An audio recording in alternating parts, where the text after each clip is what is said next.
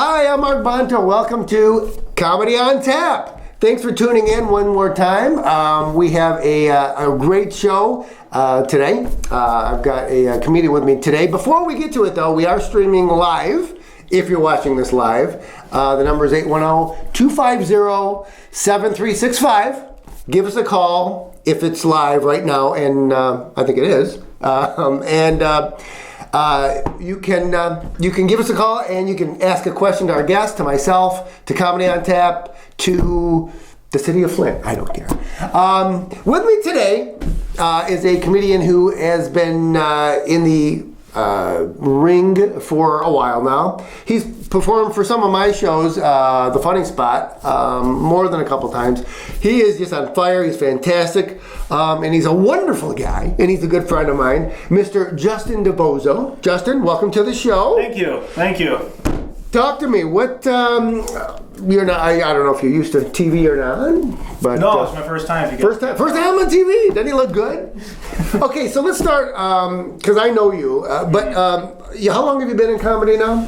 I've only been doing it for about 8 months now. Okay. It's been 8 months going. I started at Mark Ridley's Comedy Castle. I took the class, the introduction class with Bill Bouchard, which was basically to get everybody real warmed up to comedy and being on a stage, and a lot of structural writing. Right. And it was cool. And then after that, I hit it real hard. Basically, a week after the graduation of that, I started doing a lot of open mics, and then got on some showcases and a few contests, and it's been awesome ever since. I'm really just glad with the way it's going. So now I know that you performed for my show quite a number of times. Where else do you perform, and how do you get into it, and how do you find these venues that?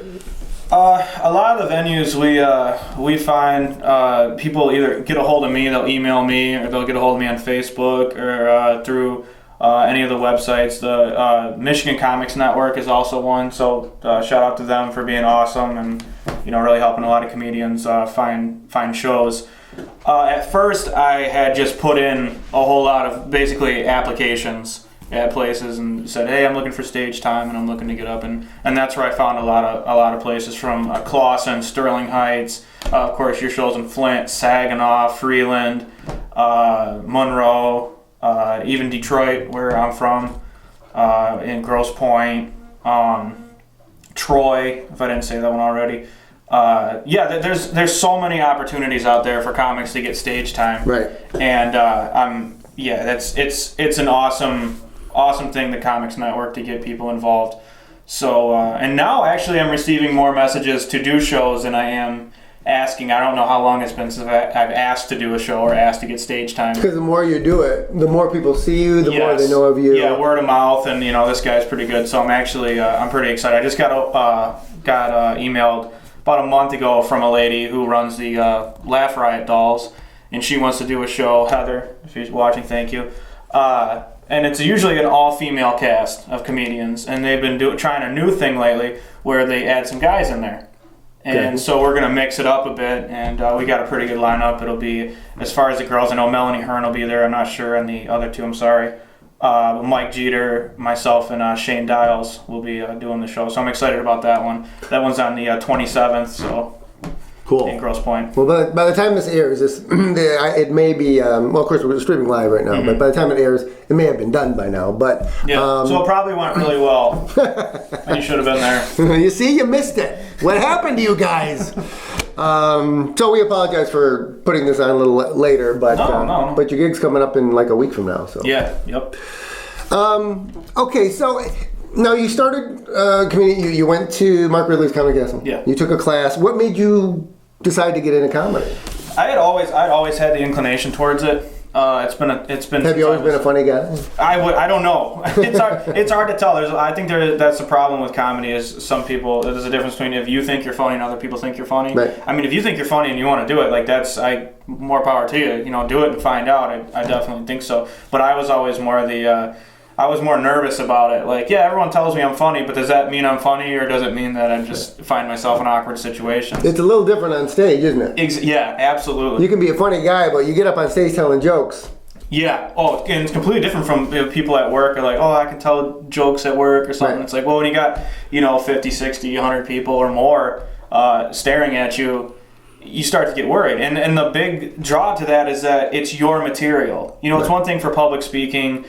Say you have a seminar that you put together. Of course, that's your own words, and you're worried about that. But in comedy, you're really relying on that audience to catch what you're giving them, because you're putting a big chunk of yourself out there to either be torn to shreds or for people to accept it. So, yeah, I had known since I was little that I wanted to. I used to watch a lot of Eddie Murphy movies. And I would, I would mock them around the house, and my parents would always say, "Oh yeah, you're born to be a comedian." And I don't know if that's true. How did you put together your first set? Did you have to do a set for Ridley's? Yes. What they did was Bill Bouchard would spend about 5 minutes with us. Who's a great comedian in this area. Yeah, awesome guy. We're gonna get him on the show. Yeah. Major props to him. Does a lot of things for up and coming comedians. He would spend 5 minutes, maybe 10 minutes with us a class. And he would go over our sets, and we'd present him with 5 minutes, and then he would critique them, tell us how to make them quicker, how to make them more fluid. And then at the end, we did a graduation show, which was 5 or 6 minutes, and we presented that to an audience of 60 or 70. How'd that go? Really well. I was actually I was so nervous when I had gone in there that I was sweating, and I was just so scared, but. At the same time, that's when I really get to be, I think, some of my best when I get nervous, because I just project it all, and it's a lot of more emotional comedy than a lot of others. Oh, sure. So I loved it. It went really well. A lot of people came up to me afterwards. "Oh, you're so good. Blah blah. Where can we see you next?" So, and I couldn't tell if that was friendliness or if they actually meant it, but it was a good feeling. It was a good time. It turned out to be sincere, didn't it? Yeah. It's been really good so far. So Now I know the answer to this, but now, so the type of humor you do. Yeah. Now I know the answer. I love it. Yeah. And you reach out to a lot of, I think, in my opinion, a pretty broad span of the younger crowd, the older crowd, and even the old guys like me. But what kind of comedy would you say that you do? Oh, this is it's actually a tough one. It's tougher for me to describe than it is for other people, because I've never put much of a label on it. Right. But I can tell you my intentions when I go up there, and it's that I want to do comedy for the everyday man. Right. I want to be able to, for my material to soak in and really touch a good wide demographic. I think in comedy a lot of times, and I'm not trying to trash talk it, but a lot of people focus a lot purely on their own circumstance and not so much of what's going on around them. And when you think about comedy shows, especially on the lower end, or you talk about Flint, or Detroit, even where I'm from, you got a lot of people that when they go out to a comedy show, that's what they're looking forward to. Right. I mean, and if it's free, these people are at a show and they're ready to laugh. I mean, they're having a horrible day at work. We all work, blue collar or lesser jobs, and they're there to laugh. They're there to have a lot of beers, to laugh, and either forget or take laughter in their everyday miseries. And that's what I try and do. I try as much as I can to relate with them, and being a blue collar person, and I don't have much. I'm a hardworking guy. I try and relate that with my audience, because like music, I think that if you can relate with a person, it automatically becomes special to them. Like if you hear a song on the radio when you're driving and you're like, wow, that really seems like something I'm going through or something that happened to me, automatically you're like, I like that song, like I want to hear it again, because it helps me. You feel like someone else is going through the same thing. So that's what I really try for my comedy, is to show people that, man, we're all doing it. We're all in it together, man. And right. if I can laugh about it, you can laugh about it, and then hopefully at the end of the day, at the end of that show, we can all leave laughing about the shitty things that, can I swear? Oh yeah, of course. Yeah, the fucking shitty things that we go through together. That's me. Perfect. And I know that the type of things that you do now, do they stem from? It's everything that people can associate with, but do they stem from personal things? Like, for example, I know a piece of your set or some material stems from like dating websites or something. So does that come from personal stuff? Yeah. It's got to, doesn't it? It's got to. Yeah. I get a lot of people that ask me this, and it's so cool to answer it and to answer it honestly when they say, did that actually happen? Absolutely. Right. Yeah, absolutely. I did a show actually in Oh, Royal Oak. I did a show in Royal Oak, and we went outside, and I was standing with my friends who had gone to the show with me, and a guy came out, and he goes, "Man, that was a great story. You know, wouldn't that be crazy if all that actually happened?" And my friend had turned to him and said, "That did all happen. That happened 3 weeks ago. That's new material. That happened to him." Right. You know, and it was about dating and some hardships and some differences in there. So everything I talk about has happened, or I'm going through currently. Right. Because this is what I think separates me from some comedians, and it has its draws and stuff. But I don't write any of my stuff down before the show. I don't come with a notepad. I don't come with a notebook. There's nothing. I don't look at my phone. There is just. So do you have you have to have something memorized, an order? Because I haven't been doing it that long, but because I've been doing it so frequently, Right. I know what I'm going to say. I know what I'm going to talk about. There's a core structure to my jokes. Right. And I read the audience. I mean, for some of your shows, I like to do crowd work. I like to involve people in the show. And you do very good at crowd work. Thank you. Which normally takes I've been doing stand-up comedy 38 years, and it takes a long time to build up to do crowd work, and you have done unbelievable. Thank you. From where you've come. Thank you. What makes you comfortable in doing that? Which is I love great. talking to people. Right. I love it. And I think. So you don't feel like you have to make them laugh. You just feel like you talk to them, it's going to happen, right? Get them involved. Yeah, get them involved. I mean, for anyone out there who comes to a comedy show, whether it's free or you guys spent the money to come out there, you made that choice that day to come see us, and it's our job to perform for you. And I am a firm believer, just like I think my material should match, what you're going through, or really for the audience, you get them involved. Because when people start getting involved in your act, they listen. Right. They sit and they focus harder, and they get worried. You can see it in some people's faces when I'll start, and I go after people, but I don't do it in a disrespectful way. I try and always be as respectful as possible and just include them in jokes.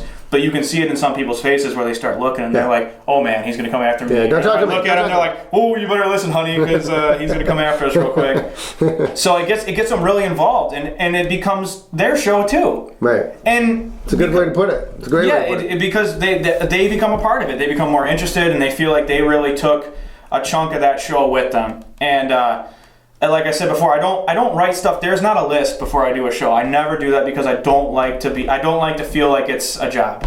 But do you go over it? Yeah, you must go over it and rehearse it before you. No, or not. Really? No, I do not. I don't rehearse anything. I don't. No, I sit with my best friend, also manager and head of security. You give him a yeah, Pete Champagne. If you're out there, if you're watching, my buddy, he's been through with me through the very beginning of this. Since my very first show, he's been there, and he's been awesome. Really keeping me in line, and it's awesome to have him there because he shows me what I can't see from a perspective of the audience. Great point. And I know that you bring him to a lot of shows. Like a lot of my shows, I know you bring him. Great, and I got to know him. Yep. Great guy, Pete. Does it help? That's a good point. Does it help to have a support? And I mean, not only does he beat people up who might be coming near you, but I mean that's a really good point. Do comedians need a support out there, or do they? I mean, talk to me about that. They need an honest support system, and I think that the problem that a lot of people face in comedy is they don't have a brutally honest support system. And we've been best friends since we were 6 years old, and through all my endeavors and things that I've done, and same with him, we've always kept that. Our friendship has lasted because of that. It's hey man, you're not good at that, or stop doing that, or hey, you can't sing, like don't do this. Right. So and he gives me the same courtesy, and there's been shows where he has said we've been driving home from BFE, and he sat there and he could tell I was upset about the show and how it didn't go that well, and he sat there and been like, all right man, now we need to be constructive, and I'm going to criticize you and say, yeah, you didn't do well, you did suck it up, and you didn't go over any material, and we, like I said, that's a thing that we run into a lot. That's what you need. That's a good point. Mm-hmm. That's a good point. Now, I've never seen you suck, but yeah, it's happened. Yeah, it's happened. I've had a few shows, and I wouldn't say that no one laughed, but I'd say that from what the outcome of what I'm used to has been quieter, and then we would go home and constructively talk about it, like, hey, you looked in this direction too much, or you weren't moving as much. And I'm pretty animated in my comedy. I like to move around the stage and talk to people and be lively. and he'll say, you know, you didn't do this or you didn't do that, and next time we can focus on this. And because, once again, I don't write my material down, I don't practice it, I don't rehearse, I do not do that, and I know that that's just my way. If there's comedians out there that do that, it's not a stab at you. Do your thing, whatever makes you comfortable. But for me, it's all true stories, it's all real experiences, and I do a lot of crowd work. So you can't write crowd work, and you can't write the spontaneousness of the moment. I try and feel the audience and what they're doing, and I spend where a lot of comedians spend that first, you'd say, half hour before the show. They're sitting there in their notebooks, buried in them with other comedians, and you can attest this at every show. I'm out there drinking with the audience. I'm talking to them and getting to know their names. That's how when I do crowd work, I can say, hey, Steve, how you doing? And everyone goes, how does he know his name is Steve? Well, I talked to him before the show started, you know, instead of... But even if you don't do that, you're able to get it out of them when you go up on stage, which you're very good at. Yeah. Well,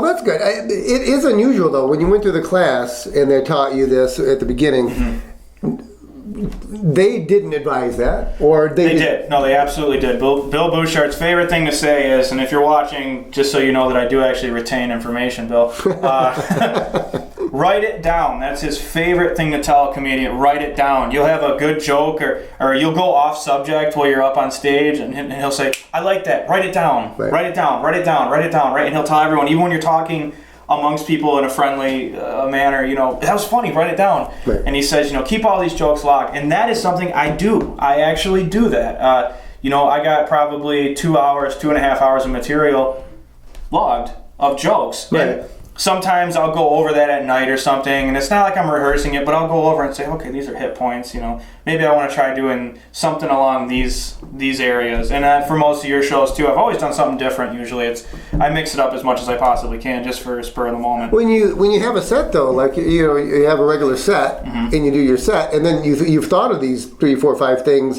throughout, and you say, okay, I want to include them. How do you remember, if you don't write them down, how do you remember to include them? The true stories, and a lot of them link with the jokes that I already tell. It's almost like a tree, and it all branches off. So it just depends which branch I'm going to take.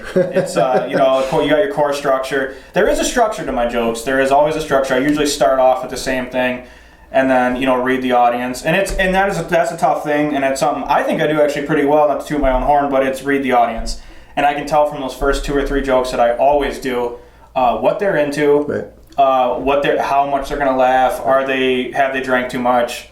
You know, are they with their husband, wife, boyfriend, girlfriend? So from there, it's all going on in my head at once. That's the crazy thing. It's all jumbling around while I'm telling these jokes of, like, I'm taking in information, and then from there I branch off into different jokes.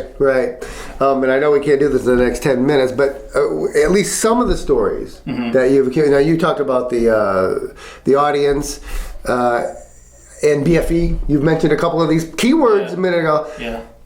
You've got to have some, I know I've got, like I said, years worth of stories. In your 8 months, you've got to have some audience stories, some BFE stories, maybe a little bit of both. What's some that you can tell us that you remember?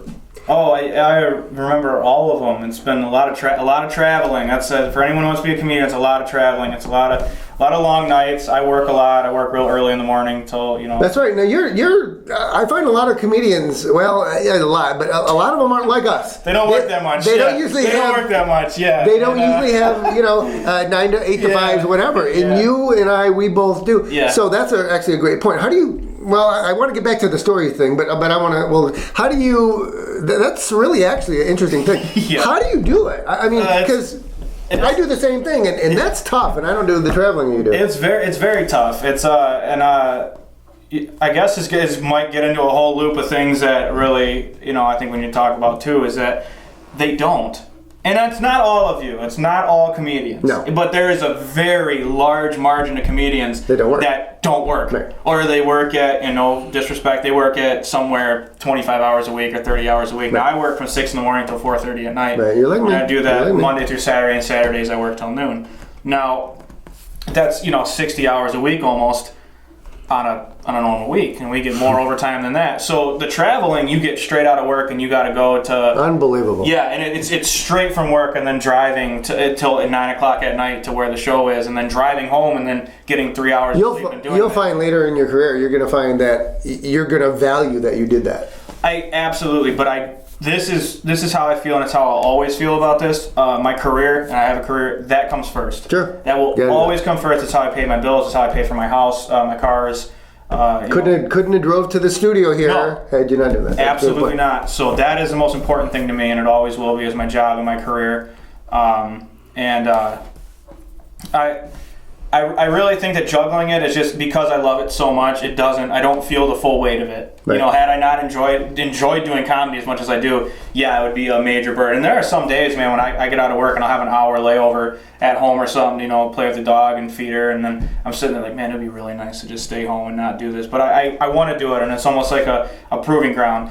But one of the biggest problems I have with the other comedians that don't work, aren't real working class and stuff, is that they really do criticize the not going up as much. Now, my show is usually once a week, twice a week at the most is what I'll do, and I try and keep them more weekend orientated, of course. But they'll say, the fair weather comics or whatever, the ones that do it, if you don't go up 3 times a week, then don't consider yourself. Well, it's like, you know what, dude, like right here, because. Yeah, and I'll say it to every one of them right here, because I'm paying for my house, I'm paying for my cars, I'm paying for my life, like the things I have. Don't tell me I'm not a comic because I'm not going up that much. I have a job, I have a career, and I have things to take care of. Your personal business is yours and mine is mine. Have you ever thought about putting that in your... I absolutely have, but I try to not criticize as much as I am, because I do have a lot of hostility towards some of the way that the comics are running the agenda of comedy, and that's where Rebel Comedy really spawned from. Right. My website, rebelcomedy.com, or Facebook, Rebel Comedy. That's what we're trying to really do. We're a working class group, and you got to remember that's the core of that's life, man. That's what we need to take care of. This is fun. This is work, and right. Good point. A lot of comedians that don't do that, they're real hard on that lifestyle. And well, you're a friend of mine, and you and I definitely agree on a lot of things, and we've talked, and I'm right there with you a lot. Believe me. Yeah. I want to get back though. There's got to be some kind of stories, right? BFE stories, audience stories. I mean, you've got to have something. Yeah, we'll talk about a story real quick. One of them ones that I remember most frequently. I was doing your show. We were at Opa's Bar and Grill. I think it's up Davison Road. Right. Yeah, so Davison, you guys. Yeah.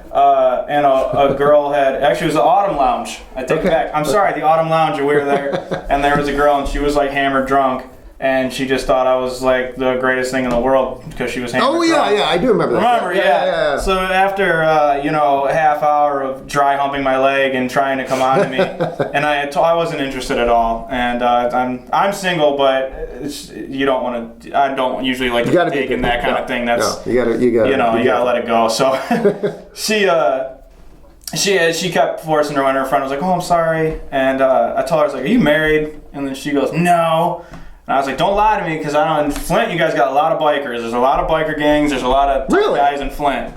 I have seen, just from the signs I see, no colors and stuff. Well, I do bring protection at my show. I have 5 rooms. I do bring colors. So, she said, no, I'm not. So finally, after she had put her hand in my face and told me to shh, I noticed a ring. I felt it on my nose. You're kidding me. Yeah, and I said, you told me that you weren't married. And she goes, you asked me if I was married, but she didn't ask me if I was engaged.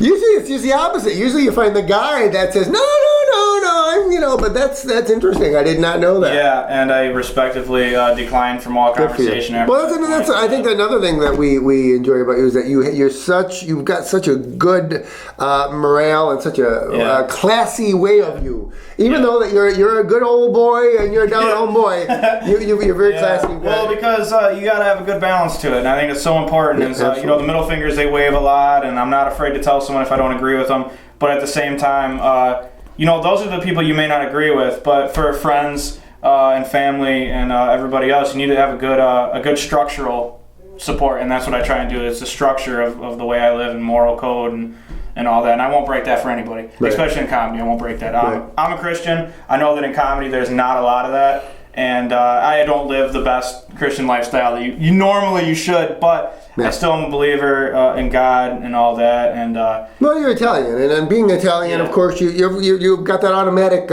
way of you where You've got a good upbringing. Yeah. The thing I want to do is just be. I want to be different, and I'm finding that in comedy, and especially in stand-up comedy, there is a lot of the real depressing, self-deprecating. My life sucks.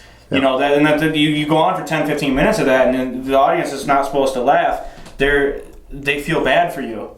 And then what you get is you get laughter from uncomfortable. Right. They're uncomfortable. Right. They're laughing at you because they feel like they have to laugh at you, not because you're funny. Yeah. And I think that you should just go into it fun and really bring. Well, you do great. Like I said, you've done a lot of my shows, and you've just in the 8 months you've been doing it, you've come and I tell you this all the time, but you've come a long way, and you even started off good, but now you're fantastic, and the more comfortable on stage you are, just the better you get, Justin. And I wouldn't.